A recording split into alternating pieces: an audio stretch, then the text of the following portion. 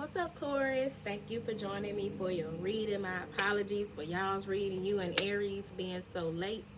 But I did them in reverse this time. And so between doing it that way, this Pleiadian portal that has me sleeping 3 or 4 times a day, working, and all of the vendor events that I've been setting up for, honey, it is what it is. But I'm happy to finally be sitting still for a few minutes to bring forth you all's reading at this time.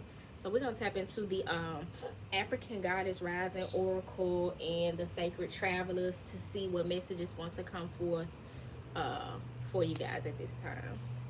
So I hope that you're well. If you are not well, I hope that something is said at this time that leaves you better than I found you. That is always the goal. And if it's not the message for you and it does not resonate, maybe you're here to listen to it and receive a message to deliver to somebody else. So you definitely want to share the message should that be the case. But we're going to tap straight on in. So Father God, Mother Earth, ancestors and spirit guides, come to you in this moment telling you thank you for your love and your light. We come in a spirit of gratitude, grateful for the opportunity to commune with one another and to commune with you, and we're asking that you bring forth the best message for the highest good of the Taurus collective at this time. Please speak to me and through me as I deliver this message as you would have it for the Taurus collective at this time. Woo! Aggressive. And the first card that my eye meets, Radical Rebirth. That's aggressive. Radical rebirth. The transformation that you are experiencing is it's not of a small nature. It ain't surface level. It's deep. It's monumentous. It's something that would be very evident toward people about how you've changed at your core. So we've been talking about that a lot, and I'm willing to bet you that that has a lot to do with where Pluto is currently placed, which that's not coming to mind at this time. But if I'm not mistaken, Pluto is very the planet Pluto is about it's all about transformation. Let's see. Pluto's current placement.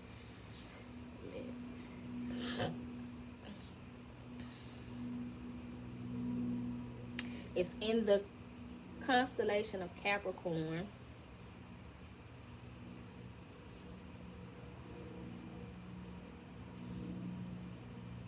So that may very well be symbolic of transformation.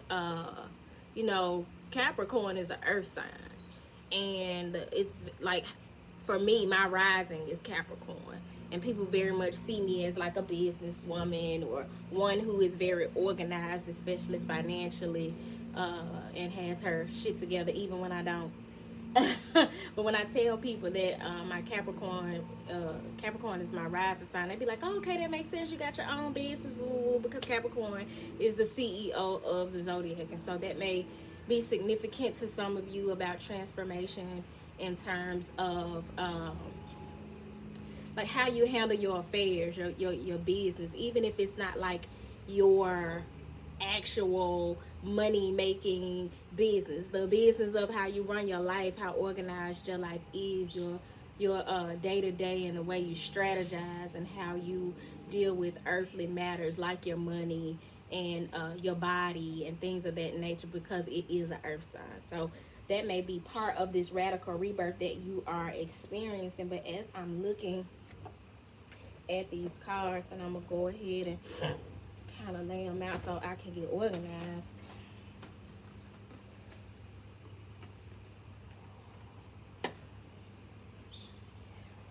First card coming out is Tituba, feeling safe. Now, we just got out of Taurus season. Taurus energy is all about feeling safe, as you know, especially if you are a Taurus sun sign, or if you have Taurus in your chart, period, but this is very much you all's energy. It is so important that you feel safe and that you feel comfortable and at home, and that home is a comfortable, safe space for you. And so a lot of you are having experiences that are making you either question or be more intentional about who, where, and what makes you feel safe. Working on your root chakra. As you can see here, this woman, she's sitting in a field, and she's looking really comfortable, and there is a circle behind her, which I'm not really sure what that is representing, other than possibly being symbolic of the cycle that she's in. But she's sitting out, she's grounded, she's barefoot, and the way she's embracing herself is like she feels safe in who she is. So the transformation that you're experiencing is very much leading you to feeling safer in who you are. Your experiences up to this point, the experiences that you are having right now, those things that you desire to come into fruition for you, the life that you desire to live, you're becoming more comfortable, or doing the work to feel safe, or exploring where you don't feel safe. And that's could very much be because of your divine lineage. Again, Taurus is also an energy of ancestral healing and ancestral, like connecting with your ancestors, venerating your ancestors, and that sort of thing. And so for many of you, you are you're that generational curse breaker. And you are doing that work to discover what home looks and feels like for you, or how you feel or don't feel safe, because you are designated to do this work for your divine lineage. And there are gifts and talents that want to come to you and through you as a result of your divine lineage. One thing about our ancestors, they may have transitioned in the physical, but the energy never dies. And so that energy that they embodied, it still exists around you, but most importantly within you. It's in your DNA. So you have an ancestor who could see things and hear things, or had a gift for creating things.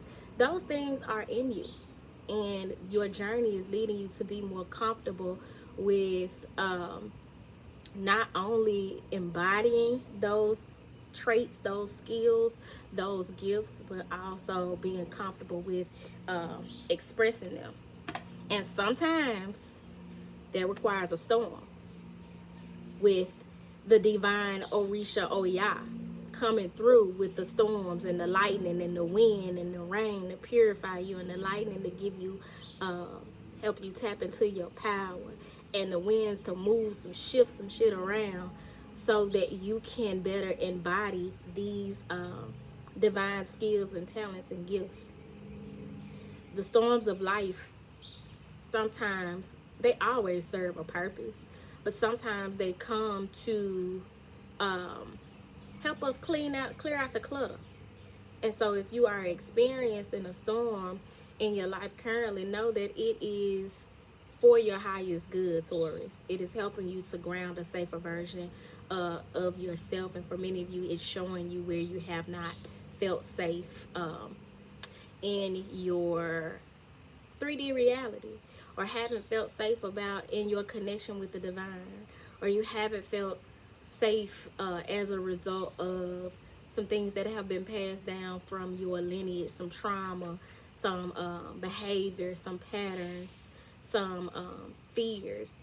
Those things are coming up so that they can be healed. And so for a lot of us, sometimes storms does not necessarily represent chaos and turmoil in your life, which it can. But for some of us, it's just symbolic of sudden change, a sudden paradigm shift taking place in your life. Because, you know, a storm can come through real quick and do its work, do its job in the environment, and then it's gone, and you're left to deal with the aftermath and pick up the pieces. So I don't know about y'all, but I love a good storm. As long as I'm safe and, you know, people are safe, I love a storm. I like to sit outside and watch the storm, or sit and let a window up and let that storm air and energy come through, because I know that storms represent change. You see Oya with those 9 rings, she is very much represented by the number 9. And if you are not familiar with the Orisha in the Ifa Yoruba tradition, or for some in Santeria, there's a lot of African traditional religions that work with the Orisha. You may very well want to familiar yourself with the energy and power of Oya. I work with Oya a lot when I'm doing road opening work, because who better to open those roads and unblock those energies than Oya. So then we have shine. Because ultimately, this is what you're meant to do. You're meant to shine. You're meant to be safe in who you are, represented by Mama the Jumbo. And she has what looks like some ram horns here, kind of representative of that bull energy of Taurus. Oh my God, as a matter of fact. And she has what looks like fire or even healing light in her hands. She is made up of a tree. And yeah, that's a goat. That ain't no ram or a bull. That's a goat. So she has these goat horns. And then there's a goat down here, representative of that Capricorn energy that we were talking about. Capricorn is represented by the mountain goat, I think it is. But yeah, and then in all of these readings, we have all of these cards. We have all of this earthy, airy, and watery energy. I'm not seeing a whole lot of fire here, but the rest of the elements are definitely being represented. I'm gonna read the message of shine,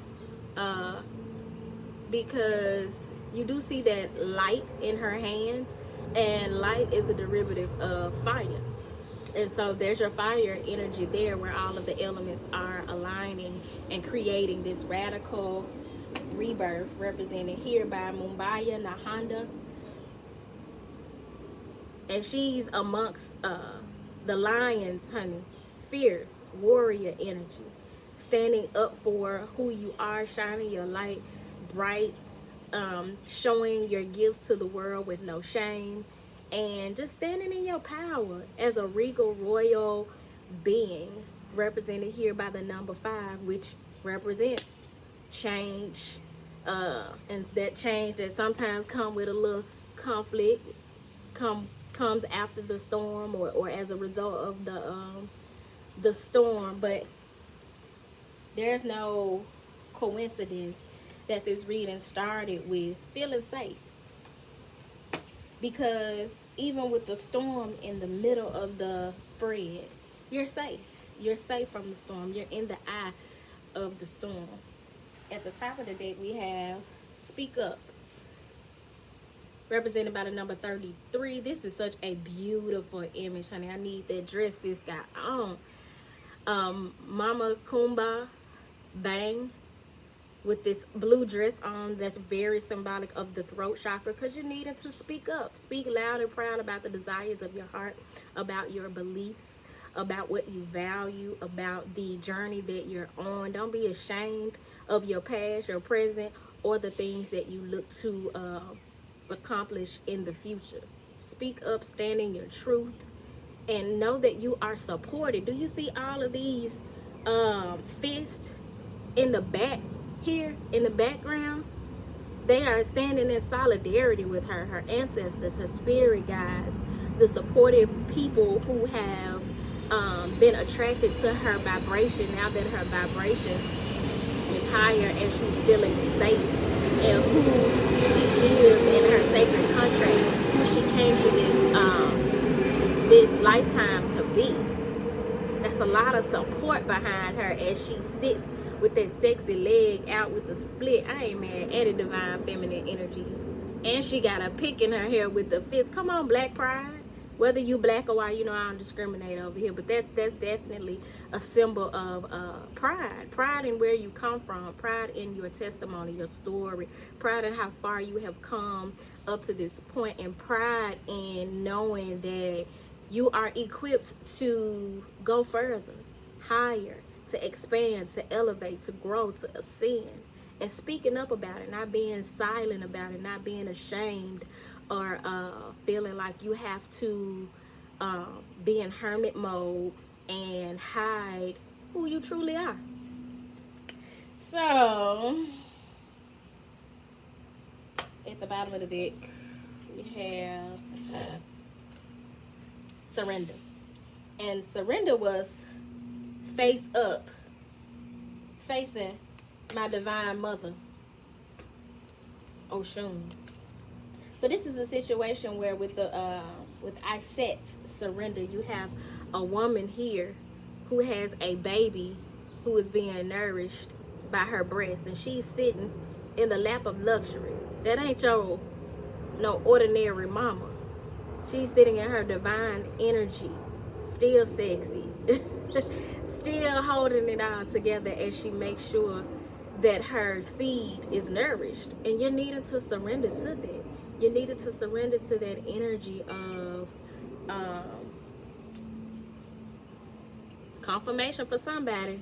Anytime the alarms or something go off when I say something, that's just solidifying the fact that that message is for you. So if you was busy or distracted and you didn't hear what I just said, you might need to rewind it. But you're needing to surrender to this journey. You're needing to surrender to cultivating and nourishing the seed that has been planted within you. Whether you are a man or a woman, you have the capacity to give birth to the divine seeds that are planted within you. And so that is your calling at this time, and you're needing to do that and move toward fearless love, represented by the number 25, which breaks down to a 7, and this 4-4 breaks down to an 8. I'm getting big 444 energy in this reading because quite a few of these break down to either a 6, a 5, or a 4, and then this one here with 7. So Oshun brings that divine love, the sweetness, the attractiveness, and she is a fearless lover. If you have heard any of the Patakis, I think that's what they're called, Patakis, which are the stories of the Orisha in the Yoruba or Ifa culture. Many of them speak of Oshun, the many men that Oshun fearlessly loved. Even after having her heart broken, she would love again. She is the energy of seduction and honey, dripping honey, and sunshine, and the solar plexus and life force energy. And as you can see here, sis ain't doing nothing but sitting there enjoying her own beauty with this mirror in her hand and looking like that girl, minding her business. She is the energy of the sweet waters. And during my exploration of Yoruba culture, the Ifa religion, I have connected so deeply with Oshun. Oshun, Shango, Yemaya, Oya, Legua, and Obatala. So it is no surprise to me that Oshun would show up in this reading, urging you all to have the courage to speak up and move and surrender and move toward fearless love. There's really no other way to love, because any other way would be conditional love. Fearless love is unconditional love, loving without any conditions around how you feel, how you vibrate, how you connect with one another. And not only fearless love between individuals, but just in how you are, the work you do, how you spending your time, who you spending your time with. You want to embody fearless love. So with all of these cards out here, instead of clarifying them, I am going to read the message from the book. And I'm wanting to read Divine Lineage for one, represented by the number 6. 6 being a number of balance and harmony in relationship, and also how that creates or cultivates ascension along our journey. So it says great ancestress Sarah La Kali, meaning Sarah the Black, was an Egyptian prophetess and the patron saint of the Romani people. Oral history says that Saint Sarah had the highest divine lineage. Your ancestors protect the Holy Grail. The Holy Grail is you. Divine ones walk beside and within you. Trust. That's all these people back here, all them divine ones. And they got different skin tones. You got melanated, you got some not so much, and they all standing in solidarity with those fists in the air, supporting you, standing in your power. Your ancestors want to remind you that you are not alone. They are rooting for you, and they ask you to honor your spirit guides and call upon the power of the divine. Create or nourish your ancestral altar or shrine. Unbury your ancestors. Speak their names. Your divine lineage ancestors may be blood related or culturally or spiritually connected. Listen, the kind of change that's coming forth for you with this radical rebirth and this storm energy, it's gonna take the power of your ancestors' support for you to really embrace it and embody it and shine. So don't sleep on it. Every time we speak our ancestors' name and honor them or do something with them in mind, every time we are intentional about connecting with them, we keep their energy alive. We elevate it. We multiply it. And that's what we're here for. We are our ancestors' wildest dreams, Taurus. So I hope that this message found you well. If it did not find you well, I hope something was said again that leaves you well. If you're needing further support, some one-on-one action in terms of this energy or anything that you may be experiencing, feel free to email me at turquoisemajesty@gmail.com. And yeah, y'all, until next time, peace.